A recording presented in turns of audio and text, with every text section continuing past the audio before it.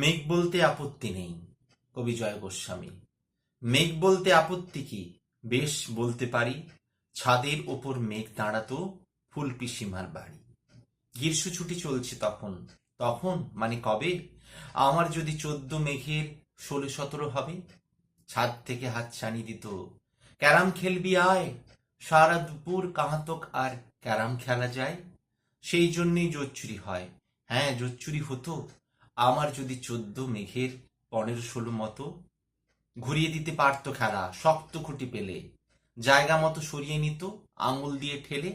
শুধু আঙুল, বোর্ডের ওপর লম্বা ফ্রকের ঝুল ঝপাং ফেলে খটিয়ে দিত ঘুটির দিক ভুল। এই এখানে না ওখানে, হ্যাঁ এইটা না ওইটা, ঝপাং পড়ে ছিনিয়ে নিল ঘুটির বাক্সটা। ঘুটিরও সেই প্রথম মরণ। প্রথম মরণ মানে বুঝবে শুধু তারাই যারা ক্যারাম খেলা জানে। চলেও গেল কদিন পরেই, মেঘ যেমন যায়, কাঠ ফাটা রোদ দাঁড়িয়ে পড়ল মেঘের জায়গায়। খেলা শেখাও, খেলা শেখাও, হাপিত্যিস কাক। কলসিতে ঠোঁট ডুবিয়েছিল, জল তো পুড়ে খাক। খাক হওয়া সেই কলসি আবার পরের বছর জলে ভরল কেমন তোমায়?